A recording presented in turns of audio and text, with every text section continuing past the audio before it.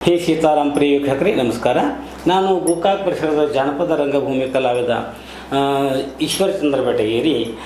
ನಾನು ಈ ಕನ್ನಡ ಸಾರಸ್ವತ ಲೋಕಕ್ಕೆ ಸುಮಾರು 24 ಸಾಹಿತ್ಯ ಕೃತಿಗಳನ್ನು ನೀಡಿ ಈಗ ಅತ್ಯಂತ ಜನಪ್ರಿಯ ತುಳುಗನ್ನಡ ಭಾಷೆಯಲ್ಲಿ ರಾಯಪ್ಪ ಪಸ್ತಾರ್ ಗುರುಗಳಿಂದ ರಚಿತವಾಗಿರುವಂಥ ಸಂಗ್ಯಾಬಾಳ್ಯ ಅರ್ಥಾತ್ ಮಿತ್ರದ್ರೋಹಿ ಅನ್ನುವಂಥ ಸನ್ನಾಟವನ್ನು ಗಂಗಾ ಪ್ರಹಸನ ಅನ್ನುವಂಥ ಒಂದು ಶೀರ್ಷಿಕೆಯಲ್ಲಿ ನಾನು ಇದನ್ನು ಸಂಪಾದನೆ ಮಾಡಿ ಇದನ್ನು ನಮ್ಮ ಈ ವಾಹಿನಿ ಮುಖಾಂತರವಾಗಿ ಲೋಕಕ್ಕೆ ವಾಚನ ಮಾಡ್ತಾ ಬಂದಿದ್ದೀವಿ. ಆತ್ಮೀಯರೇ, ತಮಗೆಲ್ಲ ಗೊತ್ತಿರುವಂತೆ ಈ ಒಂದು ಜಾನಪದ ಲೋಕದಲ್ಲಿ ವಿಶೇಷವಾಗಿ ಸಾಮಾಜಿಕ ಸನ್ನಾಟಗಳಲ್ಲಿ ವಿಶೇಷವಾದಂಥ ಒಂದು ಶಕ್ತಿಯನ್ನು ಪಡೆದು ಜನಮನವನ್ನು ರಂಜಿಸಿ ನಾಂದಿಯಿಂದ ಪರ್ಯಂತರವಾಗಿ ಮಂಗಲವಾಗುವ ಪರ್ಯಂತರವಾಗಿ ಜನಮನಕ್ಕೆ ಒಂಥರ ಖುಷಿಯನ್ನು ಕೊಡುವುದು ಇದು ಸಂಗ್ಯಾಬಾಳ್ಯ. ಈ ಸಂಗ್ಯಾಬಾಳ್ಯ ತಮಗೆಲ್ಲ ಗೊತ್ತಿರುವಂತೆ ಜೀವನದ ಗೆಳೆಯರು. ಮಿತ್ರತ್ವ ಅಂತಂತಂದರೆ ಒಬ್ಬರಿಗೊಬ್ಬರು ಪರಸ್ಪರ ಜೀವನವನ್ನು ಕೊಡುವಷ್ಟು ಅವರು ಸ್ನೇಹಿತರಾಗಿದ್ದರೂ ಕೂಡ ಯಾವಾಗ ಧರ್ಮ ಮತ್ತು ಅಧರ್ಮಗಳ ಒಂದು ವಿಚಾರಣೆಯಲ್ಲಿ ಧರ್ಮವನ್ನು ಬಿಟ್ಟು ಅಧರ್ಮಕ್ಕೆ ಯಾರು ಭಾಗ್ತಾರೋ ಅವರಿಗೆ ಅವನತಿ ಆಗುವುದು ಖಂಡಿತ ಅನ್ನೋದನ್ನು ಈ ಸಂಗ್ಯಾಬಾಳ್ಯ ಒಂದು ಸನ್ನಾಟ ಪ್ರತಿಪಾದನೆ ಮಾಡ್ತಾಯಿದೆ. ಸಂಗ್ಯಾಬಾಳ್ಯ ಈ ಸನ್ನಾಟದಲ್ಲಿ ಸಂಗ್ಯಾಬಾಳ್ಯ ಜೀವದ ಗೆಳೆಯರಾದರೂ ಕೂಡ ಋಣಕ್ಕೆ ಅನುಗುಣವಾಗಿ ಭೋಗ, ಆತ ಬಡವ ಇದ್ದರೂ ಕೂಡ ಸಂಗ್ಯಾ ಏನೆಲ್ಲವನ್ನು ಕೊಟ್ಟು ನಡೆಸಿದರೂ ಕೂಡ ಆತನಿಗೆ ಈ ಋಣಭಾರವನ್ನು ತೀರಿಸುವುದು ಹೇಗೆ ಅಂಥೇಳಿ ಬಂದಾಗ ಅನಿವಾರ್ಯ ಗೆಳೆಯ, ನನಗೆ ಯಾತಕ್ಕೇನೂ ಕಡಿಮಿಲ್ಲ, ಆದರೆ ನಿನ್ನಂಥ ಗೆಳೆಯ ಸಿಗೋದು ನನಗೆ ಅಪರೂಪತಿ, ನನ್ನಂಗೆ ನೀ ಇರಬೇಕು ನಿನ್ನಂಗೆ ನಾ ಇರಬೇಕು ಅಂಥೇಳಿ ತನ್ನ ಹಾಗೆ ಆತನ ಮನೆತನವನ್ನು ನಡೆಸುತ್ತಾ ಅವನನ್ನು ತನ್ನಂತೆ ಅಂದರೆ ಎರಡು ದೇಹ ಒಂದೇ ಜೀವ ಇರುವ ಹಾಗೆ ನೋಡಲಿಕ್ಕೆ ಕೂಡ ಇಬ್ಬರು ಅವಳಿ ಜವಳಿಗತೆ ಅಂದರೆ ಇಬ್ಬರು ಸಹೋದರಗತಿ ಈ ಬಾಳೆದಂಥ ಇಬ್ಬರು ಕೊನೆಗೆ ಏನಾಗ್ತದೆ ಅಂದರೆ ಪ್ರಾರಬ್ಧ ಕರ್ಮ ಯಾರನ್ನು ಬಿಡುವುದಿಲ್ಲ ಅನ್ನೋ ಹಂಗೆ ಈ ಒಂದು ಬೈಲಹೊಂಗಲೊಳಗೆ ಮರಡಿ ಬಸವಣ್ಣ ದೇವರ ಒಂದು ಜಾತ್ರೆಯಲ್ಲಿ ಇಬ್ಬರು ಕೂಡಿ ಹೋಗ್ತಾ ಇರುವಾಗ ಅತ್ಯಂತ ಸುಂದರಳು ಸ್ಫುರದ್ರೂಪಿಯಾದಂಥ ಲಗಳ್ಯಾರ ಮಣಿತನದ ಹೆಣ್ಣುಮಗಳು ಗಂಗಾ, ಗರ್ತಿ ಗಂಗಾ, ಅವಳು ಈರಣ್ಣನ ಹೆಂಡತಿ.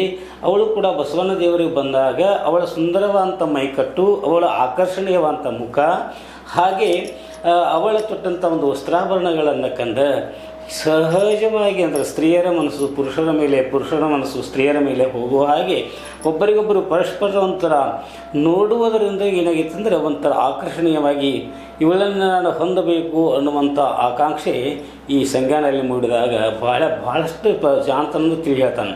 ಯಾಕಂದರೆ ಪರಸ್ತ್ರೀಯರು ನಮ್ಮ ತಾಯಿಯ ಹಾಗೆ ಅಥವಾ ಮನೆಯಲ್ಲಿರ್ತಕ್ಕಂಥ ನಮ್ಮ ಅಕ್ಕ ತಂಗಿಯರ ಹಾಗೆ ಅವರನ್ನು ನೋಡಲಿಕ್ಕೆ ತಪ್ಪಿಲ್ಲ. ಯಾಕಂದರೆ ನಿಸರ್ಗದಲ್ಲಿ ಅರಳಿದಂಥ ಹೂವನ್ನು ದೂರದಿಂದ ನೋಡಿ ಆನಂದಿಸುವುದು ಎಲ್ಲರಿಗೂ ಹಕ್ಕದ. ಆದರೆ ಆ ಹೂವನ್ನು ಕಿತ್ಕೊಳ್ಳಿಕ್ಕೆ ಮಾತ್ರ ಯಾರಿಗೂ ಅಧಿಕಾರ ಇಲ್ಲ, ಅದು ಧರ್ಮ ಅಲ್ಲ ಅಂತ ತಿಳಿಸಿದ್ದು ಕೂಡ ಇಲ್ಲ ಗೆಳೆಯ, ನನಗೆ ಅವಳನ್ನು ಹೊಂದಬೇಕು ಅಂತ ಆಸೆ ಆಗಿದೆ, ತಪ್ಪು ಅಂತೇಳಿ ಭಾಳ ಹೇಳ್ತಾನೆ. ಯಾಕಂತಂದರೆ ನೋಡಿ, ಏನೇ ಆದರೂ ಕೂಡ ಪರಸ್ತ್ರೀಯರನ್ನು ನಮ್ಮ ತಾಯಿಯ ಹಾಗೆ ನೋಡಬೇಕು, ಆದರೆ ಆ ಥರ ಮಾಡಬಾರ್ದು ಅನ್ನೋಕ್ಕಲ್ಲಿ ಅನ್ನದ ಋಣಕ್ಕಾಗಿ ಭಾಳ ಬಂದು ಅನಿವಾರ್ಯವಾಗಿ ಗಂಗಾಳ ಮನೆಗೆ ಹೋಗಿ ಅವಳು ಕೂಡ ಒಂಥರ ಈ ಒಡಂಬಡಿಕೆಯ ಮಾತುಗಳನ್ನು ಆಡುವಾಗ ಅವಳಿಂದ ಚೀಮಾರಿಗೊಂಡ ಬಂದಂಥ ಭಾಳ ಸಂಜ್ಞಾನ ಹೋದರೂ ಕೂಡ ಬಿಡುವುದಿಲ್ಲ ಗಂಗಾ ನಿನ್ನ ಇನ್ನ ಮೇಲೆ ಹೋಗಲಿ ನನ್ನ ಪ್ರಾಣ, ಏನು ಮಾಡ್ತಿ ಹೋಗೋ ನೀನ ನಮ್ಮವರು ಬಿಡುವುದಿಲ್ಲ ನಿನ್ನ ಹಿಂಗೆ ಮಾತಿಗೆ ಒಂದು ಮಜಿತಾರ್ಥ ಹೊಳೆಯೋ ಹಂಗೆ ಎಲ್ಲರಿಗೂ ತಿಳಿಸಿ ಪರಸ್ಪರ ಒಬ್ರಿಗೊಬ್ಬರು ಮಾತಾಡಿದರೂ ಕೂಡ ಕೊನೆಗೆ ಮೋಹ ಕಾಮ ಅನ್ನೋದು, ಕಾಮಕ್ಕೆ ಕಣ್ಣಿಲ್ಲ ಅಂತ ಹೇಳೋ ಹಾಗೆ ಕೊನೆಗೆ ಈ ಕಾಮದ ಒಂದು ಮದದಿಂದ ಕೊನೆಗೆ ಅವು ಬೇರೆ ಒಂದು ಭವಿಷ್ಯಗಳನ್ನು ಕೇಳಿ ಕೊರವಂಜಲಿ ಹೇಳಿ ಆ ಗಂಗಾಳ ಜೊತೆಯಲ್ಲಿ ಇರ್ತಕ್ಕಂಥ ಪರಮಳ ಒಂದು ಸಹಕಾರದಿಂದಾಗಿ ಈ ಒಂದು ಕುತಂತ್ರ ಕಾರ್ಯಕ್ಕೆ ಸಂಜ್ಞೆ ಅಣಿಯಾಗ್ತಾನೆ. ಗಂಗಾ ಅನಿವಾರ್ಯವಾಗಿ ಪಗಡೆ ಆಟದ ಒಂದು ದಾಳವಾಗಿ ಬಿಡ್ತಾಳೆ. ಈ ಕಡೆ ಮನೆಯೊಳಗೆ ಗಂಡಿಲ್ಲ, ಆತ ಬಳ್ಳಾರಿ ಹೋಗಿದ್ದಾನೆ. ಮತ್ತು ಈ ಒಂದು ಕೊರಳಾಗಿ ಹಾಕಿದಂಥ ಬಂಗಾರದ ಸರ ಅದು ಅಂತಿಂತ ಸರಿಗಲ್ಲ ಸೇರ ಬಂಗಾರ ಸರಿ, ಗಂಡ ಏರ್ಯಾನ ಮುಂದೆ ಏನು ಹೇಳಲಿ ಪಂಟ ಅನ್ನುವಂಥ ವ್ಯಾಕುಲತೆಯಲ್ಲಿ ಇರುವಾಗನ ನೀ ಏನು ಮಾಡಬೇಕು ಅಂತೇಳಿ ಪರಮ ಈ ಮಾತನ್ನು ಮುಚ್ಚಿಡು ಮತ್ತು ಹೇಳಬೇಡ ಅಂದಾಗ ಅಕಸ್ಮಾತ್ ಏನಾಯ್ತಂದರೆ ಇದು ಸರಿ ನನಗೆ ಸಂಜ್ಞಾ ಸಿಕ್ಕತಿ ಅಂತ ಸುದ್ದಿ ಕೇಳಿ ಭಾಳ ಹೆಂಗಾರು ಮಾಡಿ ಸುಗೋಡು ಅಂದಾಗ ನಿನಗೆ ಹಾಗೆ ಇದು ಮಾಡೋಕ್ಕೆ ಬರೋದಿಲ್ಲ, ಅವನಿಗೆ ಸಿಕ್ಕತಿ ಅವನ ಮಾತು ಅಂದರೆ ಏನು ಮಾತು, ಅವನ ಮಂಚಕ್ಕೆ ಬಂದು ಹೋಗಬೇಕು. ಯಾವುದೇ ಸ್ತ್ರೀಗಳಿಗೆ ಇಂಥ ಮಾತು ಕೇಳಿದ್ರೆ ಸಿಡ್ಲು ಬಡ್ದಂಗೆ ಆಗ್ತದೆ.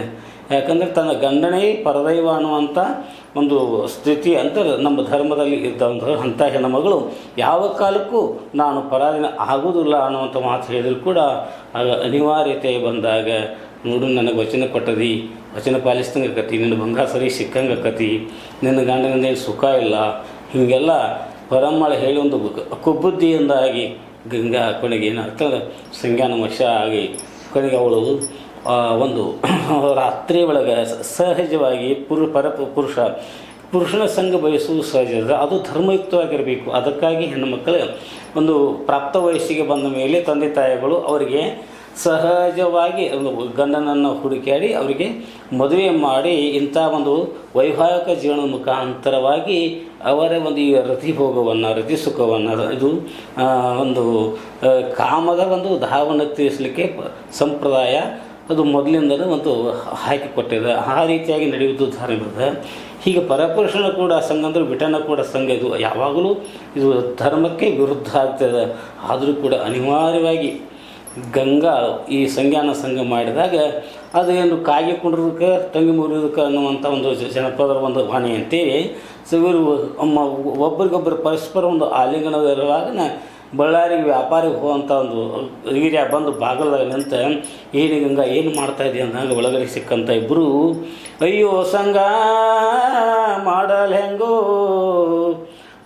ಹೆಂಗ ಈರ್ಯಾ ಬಾಗಿಲದಾಗ, ಈರ್ಯಾ ಬಂದನ ವೈರಿ ಕೈಯ ಹಿಡದನ ಕೊಡಲಿ, ಈರ್ಯಾ ಬಂದನ ವೈರಿ ಕೈಯ ಹಿಡದನ ಕೊಡಲಿ, ಹೆಸರಾಗೊಂಡ ಕರಿಯತಾನ ನಮನ ಕಡಿಯತಾನ, ಅಯ್ಯೋ ಸಂಘ ಮಾಡಲೆಂಗ ಈರ್ಯಾ ಬಾಗಿಲದಾಗ. ಇಂಥ ಸಂದಿಗ್ಧತೆ ಸ್ಥಿತಿಯೊಳಗೆ ಏನು ಮಾಡಬೇಕನ್ನೋದು ಯಾರು ಎಂಥ ಶಿವರಿದ್ದರೂ ಕೂಡ ಯಾವಾಗಲೂ ಅಧರ್ಮ ಕಾರ್ಯದಲ್ಲಿ ಕುತಂತ್ರ ಕಾರ್ಯಗಳನ್ನು ಮಾಡುವಾಗ ಧೈರ್ಯ ಅನ್ನೋದು ಉಡುಗಿ ಹೋಗಿಬಿಡ್ತದೆ. ಆವಾಗ ಸಂಖ್ಯಾ ಕೂಡ ಬೈಲ್ ಹೊಂಗಲ ಊರಾಗ ಮೆರದ ಹುಡುಗನಾನ, ಬೈಲ್ ಹೊಂಗಲ ಊರಾಗ ಮೆರದ ಹುಡುಗನಾನ, ಚಾಪಿ ಸುಳ್ಯಾಗ ಬಚ್ಚಲ ಮೂರ್ಯಾಗ ಹ್ಯಾಂಗ ಅಡಗಲ. ತೀನೇ ತನ್ನ ಚಂಬತನ ಕೊಚ್ಚಿದ್ರು ಕೂಡ ಏನು ಮಾಡೋಕ್ಕೆ ಬರೋದಂಥ ಸ್ಥಿತಿ. ಈ ಕಡೆ ಮುಂದನ ಬಾಗಿಲದೊಳಗೆ ಗಂಡ ಹಿರಿಯಾಕ ಹೊಡ್ಲಿ ಹಿಡ್ಕೊಂಡು ನಿಂತಾನ, ಹಿಂಬಾಗಿಲದೊಳಗೆ ಹಿತ್ತಲ ಬಾಗಿಲದೊಳಗೆ ಆಳಮಗ ಬ್ಯಾಗ್ರಿ ನಿಂತಾನ. ಏನು ಮಾಡಬೇಕನ್ನೋದು ಕಾಣದೆ ಈರಾ ಅವನ್ನ ಪಾರು ಮಾಡಬೇಕಂತೇಳಿ ತನ್ನ ಮುತ್ತಿನ ಸೆರಗನ್ನು ಮರೆ ಮಾಡಿ ಹೊರಗಡೆ ಜಿಗದಾಗ ಸಂಜ್ಞಾನ ಅದು ತಲೆ ಮ್ಯಾಗಿನಂಥ ಒಂದು ಪಟಕೆ ತಳಗೆ ಬಿದ್ದಾಗ ಈರ್ಯಾಗ ಸಂಶಯ ಬಂದುಬಿಡ್ತದೆ. ಆವಾಗ ರೊಚ್ಚಿಗೆದ್ದಂಥ ಈರ್ಯ ಎಲೆ ಕತ್ರಂಡಿ, ನಾನಿಲ್ಲದ ಒಳ್ಳೆಯಾಗ ಎಂಥ ಕಾರ್ಯ ಮಾಡಿದಿ, ಯಾರವರ ಅಂತ ಕೇಳಿದಾಗ ನನಗೇನು ಗೊತ್ತಿಲ್ಲ ಅಂತ ಎಷ್ಟೋ ಸಮಜಾಯಿಸಿ ಹೇಳಿದ್ರು ಕೂಡ ಹೆಣ್ಣುಮಗಳು ಏನೇ ಆದರೂ ಕೂಡ ತನ್ನ ಗಂಡನನ್ನು ಬಿಟ್ಟು ಇರಲಿಕ್ಕೆ ಯಾವಾಗಲೂ ಮನಸ್ಸಮಾಗಲ್ಲ. ಯಾಕಂದರೆ ತವರು ಮನೆಯನ್ನು ಬಿಟ್ಟು ಬಂದ ಮೇಲೆ ಗಂಡನ ಮನೆಯೇ ಸರ್ವಸ್ವ ಅಂತ ತಿಳಿದಂಥ ಗಂಗಾ ಏನನ್ನಾದರೂ ಮಾಡಿದನ್ನು ನಾನು ಮುಚ್ಚಬೇಕು ಅಂತ ಪ್ರಯತ್ನ ಮಾಡಿ ನಾನಾ ಥರನಾಗಿ ಹೇಳ್ತಿದ್ರು. ಪಟಗೆ ಯಾರ್ದನ್ನು ಗೊತ್ತಿಲ್ಲ ರೀ, ಮೊನ್ನೆ ಗೌಡ್ರು ಹುಡುಗರು ದನ ಕಾಯಕ್ಕೆ ಬಂದಿದ್ದರು, ಅವ್ರೇನಾದ್ರು ಬಿಟ್ಟು ಹೋಗಿದ್ರು ಅದನ್ನು ನಾನು ಇಲ್ಲಿ ಇಟ್ಟಿದ್ನಿ, ಅದೇನಾದ್ರು ಬಿದ್ದಿತ್ತು ಏನೋ ಅದು ನನಗೆ ಗೊತ್ತಿಲ್ಲ ರೀ. ಹೀಗೆ ನಾನಾ ಥರನಾಗಿ ನಾ ಹೇಳಿದ್ರು ಕೂಡ, ಅಥವಾ ನಮ್ಮ ಮೈದುಂಡ ಏನಾದರೂ ಅವರು ಪೌಡ ಇಟ್ಟಿದಾರೋ ಏನೋ ಅದು ನನಗೆ ಗೊತ್ತಿಲ್ಲ. ಹೀಗೆ ಒಂದು ಸತ್ಯವನ್ನು ಮರೆ ಮಾತು ಸಲುವಾಗಿ 1000 ಸುಳ್ಳುಗಳನ್ನು ಹೇಳಿದರೂ ಕೂಡ ಅದು ದೃಢೀಕರಣ ಆಗೋದಿಲ್ಲ. ಹೀಗೆ ಎಷ್ಟು ಹೇಳಿದರೂ ಕೂಡ ಗಂಗಾಳ ಮಾತೆಗೆ ಒಪ್ಪದೆ, ಅದು ಅಲ್ಲದೆ ತನ್ನ ಹೆಂಡತಿ ಬೇರೆಯವರ ವಶ ಆಗಿದ್ದಾಳಂತಂತ ಸುದ್ದಿ ಕೇಳಿದ ಕ್ಷಣ ಮನುಷ್ಯನಿಗೆ ಮರ್ಯಾದೆ ಅನ್ನೋದು ಭಾಳ ಮುಖ್ಯದ. ಆ ಒಂದು ಮರ್ಯಾದೆಯನ್ನು ಒಳಗೆ ಅದು ಸಹಜವಾಗಿ ಸಿಟ್ಟಾಗಿ ಪರಿವರ್ತನೆ ಆಗಿ ಹೆಂಡತಿನ ಏನು ಮಾಡಬೇಕು ಅನ್ನುವಂಥ ಒಂದು ಏನು ಮಾಡಬೇಕನ್ನುವಂಥ ತೋರಿಸದೆ ಕ್ರೋಧೋಕ್ತಕ ಅಂತ ಹತನ. ಅಲ್ಲ ನಾ ಇಲ್ಲದೆ ವೇಳೆದಾಗ ಇಂಥ ಕೆಲಸ ಮಾಡಿದ್ದೀನಿ ನೀನು, ಅಲ್ಲಿ ಊರೆಲ್ಲ ಬೊಗಳಾಕತೈತಿ, ಊರೆಲ್ಲ ಮಾತಾಡಕತ್ತೈತಿ, ನನ್ನ ಮುಂದೆ ನೀನು ಸುಳ್ಳು ಹೇಳ್ತಿಂದಾಗ ಗಂಗಾ ಪರಿಪರಿಯಿಂದ ಹೇಳ್ತಾಳೆ, ಇಲ್ಲ ನಾನು ಮಾಡಿಲ್ಲ ಅಂತಂತ ಬಾಯಲ್ಲಿ ಹೇಳಿದ್ರು ಕೂಡ ತಡವರಿಸ್ತದಾಳೆ. ಅವಳಲ್ಲಿ ಧ್ವನಿಯಲ್ಲಿ ಆತಂಕದಿ. ಇದನ್ನು ನೋಡಿ ಅಂತ ಏರ್ಯ ಅಲ್ಲ ನೀನು ನಾ ಏನು ಕಡಿಮೆ ಮಾಡಿದ್ನಿ. ಅವಾಗ ಹೇಳ್ತಾ ಅವ ಹೇಳ್ದ ನಿನಗೆ ಅರಗಿಳಿ ಹಂಗೆ ಜೋಪಾನ ಮಾಡಿದ್ನಿ.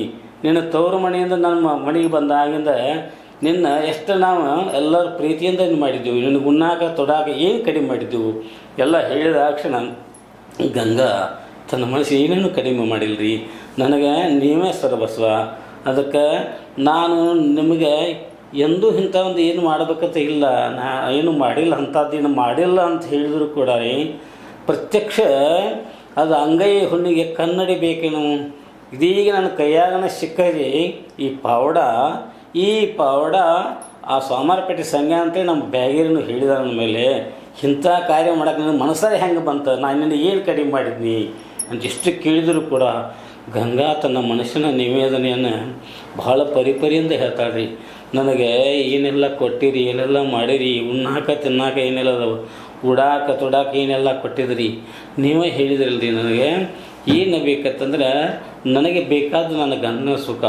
ಅಂಥ ಒಂದು ಸಂಘ ನೀವು ನನಗೆ ಏನು ಹೇಳಿದ್ರಿ, ಮದುವೆ ಆದ ಮೊದಲನೇ ದಿನ ಪ್ರಥಮ ರಾತ್ರಿ ಒಳಗೆ ನೀನಿಬ್ಬರೂ ತಮ್ಮಗಳಿಗೆ ಮದುವೆಯಾಗಿ ಅವರಿಗೆ ಹೆಂಡಂದಿರು ಬಂದು ಆವಾಗ ನಾವು ಕೂಡೋಣ ಅಂತ ಹೇಳಿದಾಗ ಎಷ್ಟು ನಾನು ಮನಸ್ಸಿನಾಗ ಎಷ್ಟೋ ಆಸೆಗಳಿದ್ದರೂ ಕೂಡ ಅವನು ಮರೆಮಾಚಿಕೊಂಡು ನೀವು ಹೇಳಿದಂಗೆ ನಡೀತಾ ಬಂದೀನಿ.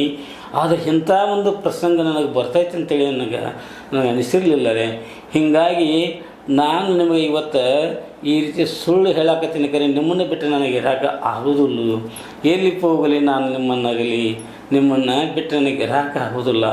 ಅದಕ್ಕೆ ಈ ನಾನು ಮಾಡಿದಂಥ ಒಂದು ತಪ್ಪನ್ನು ನೀವು ನಿಮ್ಮ ಹೊಟ್ಟೆ ಹಾಕ್ಕೊಂಡು ನಾನು ನಿಮ್ಮ ಮನೆಯೊಳಗೆ ನಿಮ್ಮ ಹೆಂಡತಿಯಾಗಿರೋದಿಲ್ಲ, ನಾನು ನಿಮ್ಮ ಮನೆಯೊಳಗೆ ನನ್ನ ನಾಯಿ ಹಾಗೆ ನಾನು ಸುಮ್ಮನೆ ನಿಮ್ಮ ಮನೆ ಬಾಗಲಕ್ಕೆ ಹಾಕೋತಿರ್ತೀನಿ. ನನ್ನ ನೀವು ನಂಬ್ರಿ, ಏನೇನು ಆಗೈತಿ ಅದನ್ನು ನಾನು ಕ್ಷಮ ಮಾಡಿ ಅಂತಂದರೂ ನನಗೆ ಬಾಯಿಂದ ಹೇಳೋಕ್ಕಾಗೋದಿಲ್ಲ. ನನ್ನ ತಪ್ಪನ್ನು ನೀವು ಹೊಟ್ಟೆಗೆ ಹಾಕ್ಕೊಡ್ತೀನಿ, ನಿಮಗೆ ಕೈ ಮುಗಿದು ಬೇಡ್ಕೋತೀನಿ. ಎಲ್ಲ ನಿಮ್ಮನ್ನು ಕುಡಿದು ನೋಡಿ ಪ್ರಾಣಕಾಂತ.